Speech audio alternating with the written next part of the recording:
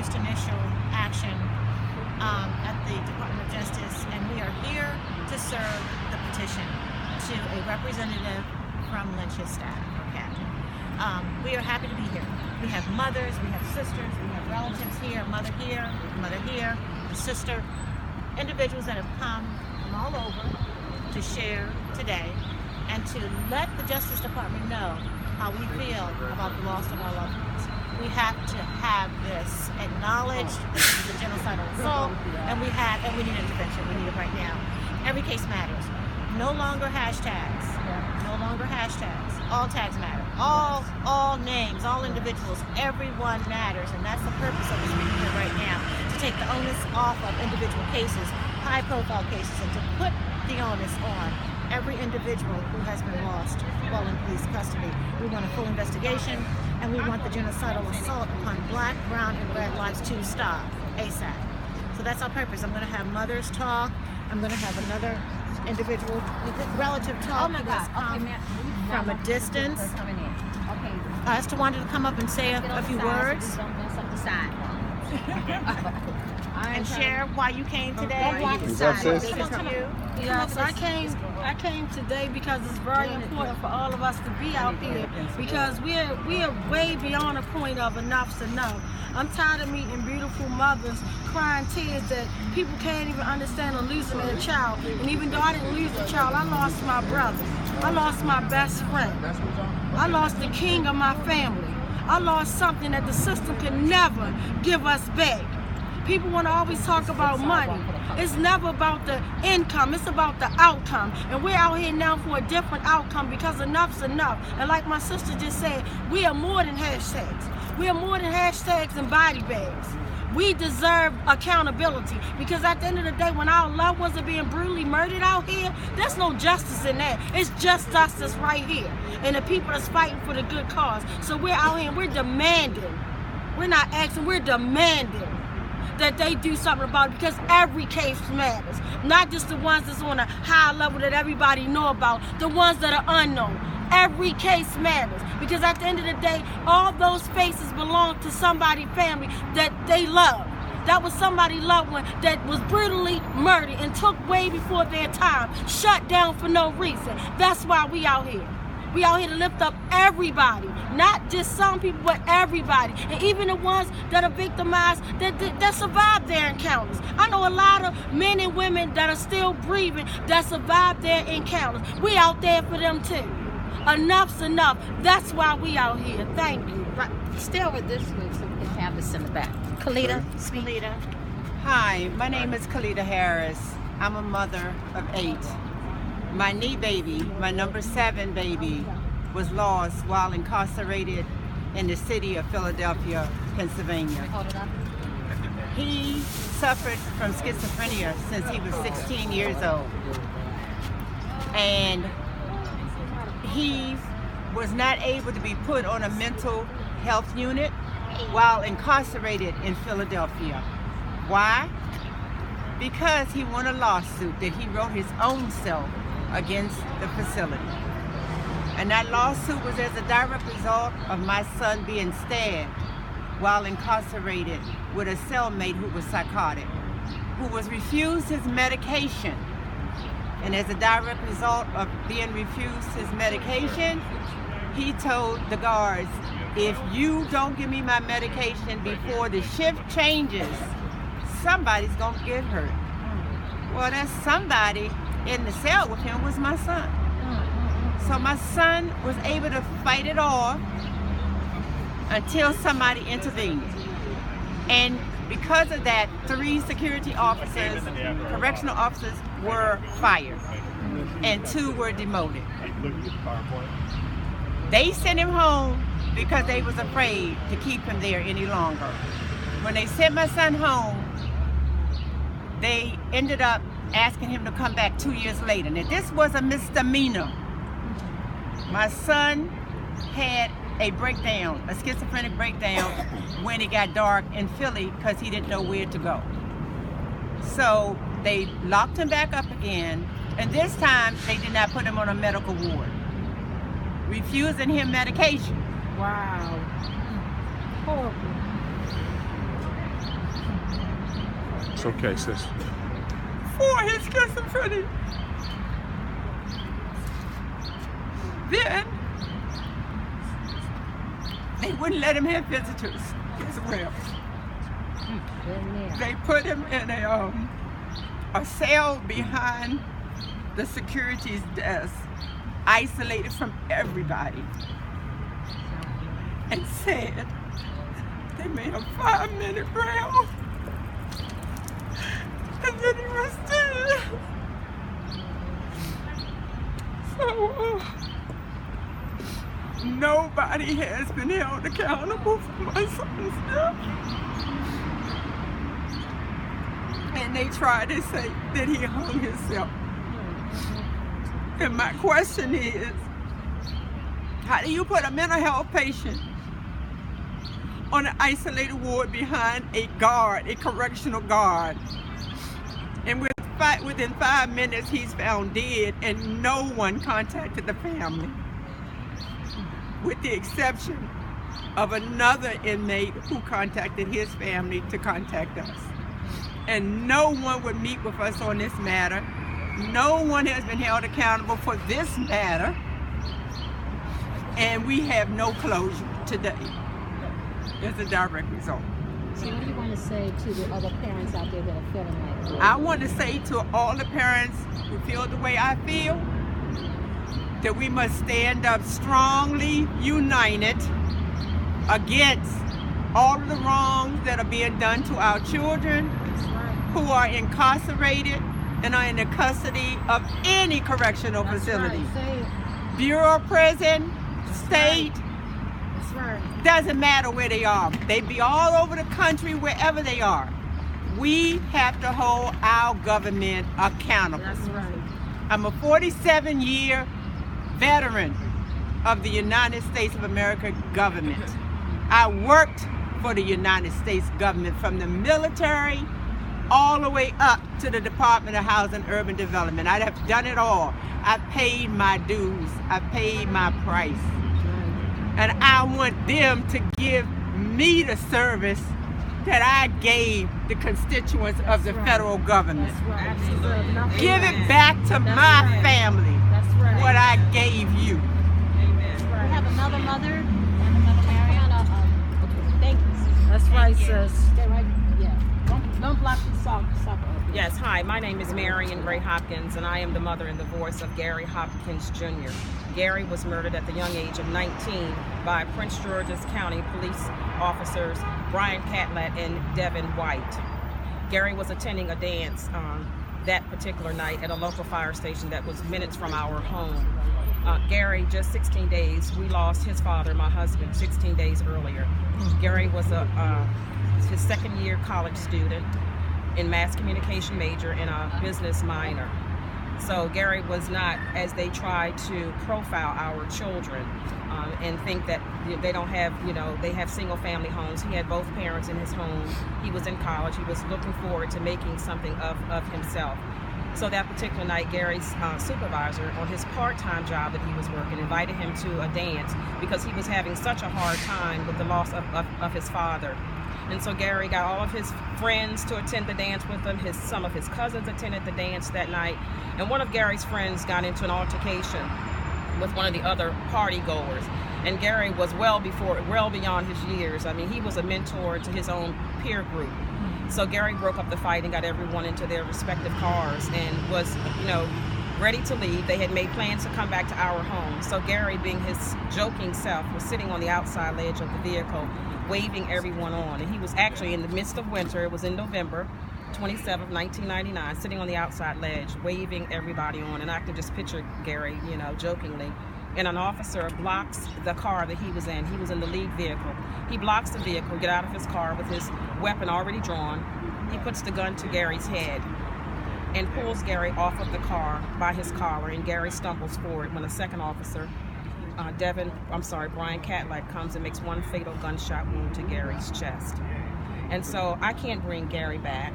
But I'm out here, and I have been a mother on the front line, grassroots activist since the year 2000, saying enough is enough. We see every 28 hours or less that a person of color is murdered by law enforcement every single day. They have resulted to children. 12-year-old Tamir Rice, the little young girl that was sitting in her grandma's home, murdered. Sandra Bland, murdered just because she didn't put her signal light on. She ends up dead. I mean, this is legalized genocide, folks, that we're dealing with here. And we cannot continue to come here to the Department of Justice. I've been here year after year after year, asking, begging, demanding that there is change made. So I'm here today not only for my son, Gary Hopkins, but I'm here as a voice of all mothers, all family members that can't be here today to say that we've had enough.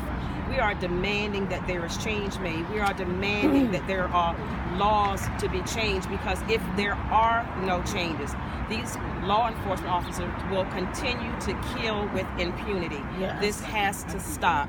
We have had enough. Thank you. Any other parents? Okay, and then we'll have something from Brandon. You gotta say, Darlene? He's gotta go. Brandon, the attorney has to go. Okay, go ahead, Brandon. Well, today is a sad day indeed, and on the other side of it, it's a day that's full of pride and a day that's full of reverence for individuals who are continuing to fulfill their duty as Americans.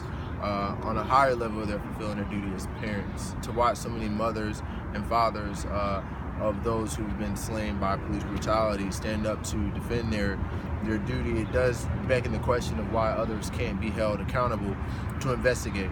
To have so many questions and so many hurt loved ones without answers draws on our First Amendment, our ability to free speak to the government, to ask them to redress our grievances. Any system that has a flaw, statistically, which shows that minorities or women or any other disadvantaged group is hurt or brutalized, should be investigated. If that comes at the consequence of accountability for police officers or the judicial system, it should be done, because that's how we ensure confidence. That's why we were granted these unalienable rights.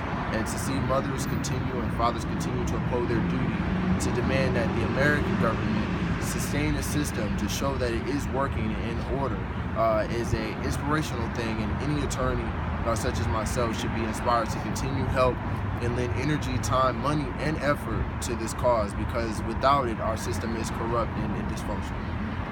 Thank you.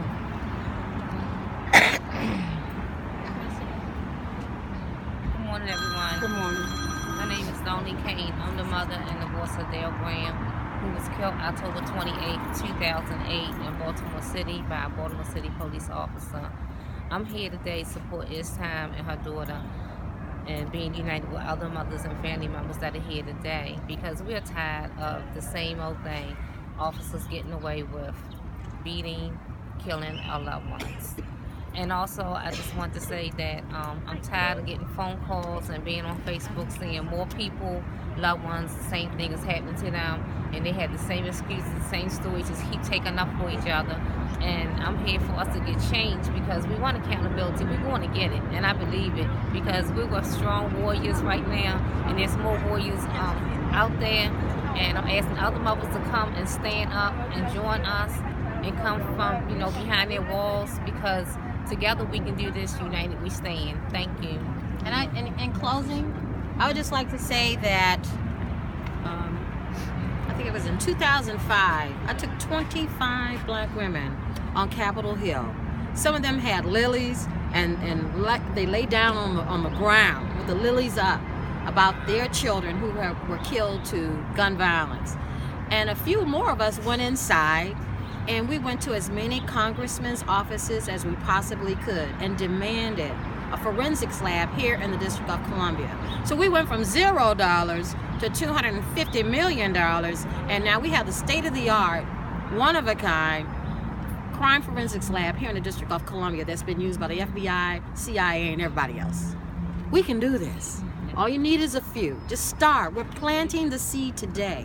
We can do this. Now, it's our understanding that Attorney General, U.S. Attorney General Loretta Lynch is on a short list to become maybe a nominee for the U.S. Supreme Court. So we want to let her know before she goes anywhere else, she's got to straighten out this mess. And that's what we're saying. So we're not stopping. We're going to continue our petition, our overall petition, and then each one of us should start our own petitions and blogs so that we can get the message out that enough is enough and we demand justice. We'd like to thank all of you that came today and to say that we're coming back. We're 12,000 petition signatures today will be handed in, and that we would like to also thank people demanding action and your blog as well. Daily Coast. The Daily Coast blog for helping us, and that there's more to come. And just stay tuned. We're coming back. Thank you. You want to close? Say something in closing? To Wanda. Okay, come on, So, I'm sorry, I got overwhelmed by what was going on, because I hate being at things like this, because it's so sad. It's not a good feeling coming out here and seeing pain. And I got so caught up, I didn't even tell everybody about my brother Tyrone West. Well, my brother Tyrone West was brutally murdered on July the 18th, 2013. Brutally beat to death by more men and women than us standing out here. 15 to 20 police officers, armed police officers, beat one unarmed man to death. Brutally beat him, kicked him, stomped him, maced him, tased him to death. They hit his body. You're wasting time. Until it happens to one of your loved ones, you're wasting time. Okay. No, that's the fool. I'm sorry, but that's the foolishness. This is why we are here, because of ignorance. You have people that walk past and say foolishness, but until it happens to them, they can never imagine our pain. And normally I don't entertain foolishness, but I'll be done if I'm gonna let anybody disrespect us. They're not gonna disrespect our pain, because none of us asked for any of this pain. Nobody wanted to be on this side. And for the simple fact, they hid my brother's body for 5 days. They wouldn't even let the funeral home examine his body. And then they want us to, it took them 154 days to tell my family some foolishness that my brother died of a heart attack and dehydration. Are you kidding me? When witnesses, credible eyewitnesses, said my brother was beat worse than Rodney King, beat from one side of the street to the other side.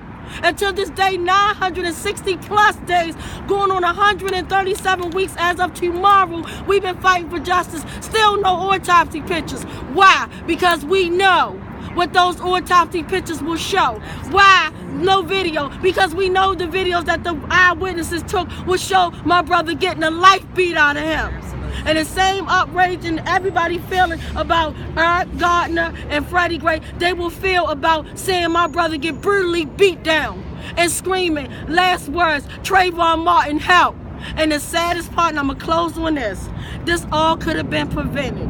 Because 17 days before my brother was brutally slain, murdered, the same exact two killer cops, Nicholas Davis Chapman and Killer Ruiz, they almost killed the man in the same neighborhood 17 days with his baby held hostage in the back seat of his car in his driveway.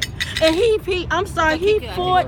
fought for justice. He went and filed all types of complaints and everything. No one listened to him.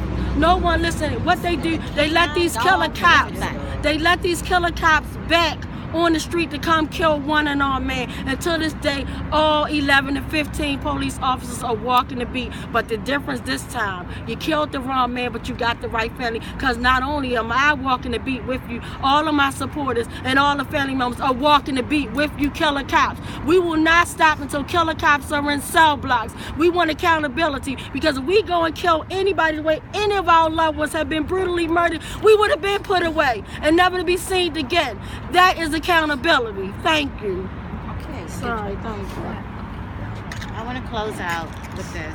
Robert, would you say a few words for us? Come on. Come on, Robert. So the main thing that I can just add for this is you're hearing the pain and you're hearing what different family members of victims are saying. What we're asking, what we've been asking from the Department of Justice is to step up, and when it comes to violence being committed by police officers, from correction officers, we're wanting the Justice Department to act on this with the same speed, with the same enthusiasm that you went after the Ku Klux Klan when you broke that up. We're asking for them the same way that you went after organized crime, to use your powers to break that up. The same way, the main reason that segregation was ended is because you used your power of interstate commerce to break up and end segregation. What we're asking you for is uniform reporting so that you can, one, see what's happening. What a police department does in North Carolina gets reported totally different from what a police department gets reported in California. There's got to be unified reporting. We've got to have oversight. That right now there isn't maybe but one police accountability review board in the entire country that has subpoena power, investigatory power, that has the ability to overturn and discipline a police officer. The only way that that's going to happen is if you mandate it. You know, so the only thing that you're hearing from these families is not an appeal for you to do anything outside of your reach. It's for you to actively use the powers that you have to unify all of these different disciplinary actions and all of these different codes, and to weigh down on these police departments and make sure that they're being held accountable, being transparent, and that there's real oversight. And if there's not, you're going to go after them with the same force that you went after everybody else. In the past few months, I've heard more from the Department of Justice saying that they're going to regulate and end gambling for fantasy football than I've heard them say that they're going to use to fix police brutality. And that's something that I hope you'll think about. Thanks. All right. So it's time for us to deliver the. Oh, okay. It's we're time. delivering. Okay, we're delivering. We're delivering the Mr. petition. Mr. Gallagher. Okay, Mr. Gallagher. Delivering the petition. Okay, Mr. Gallagher. Just accept. Oh, well, who's we have a member coming out to They haven't accept come it. down. They haven't come down. I've called them. Appreciate your patience. Okay, but, they're coming. So we're yes, still they in are process. coming. Okay.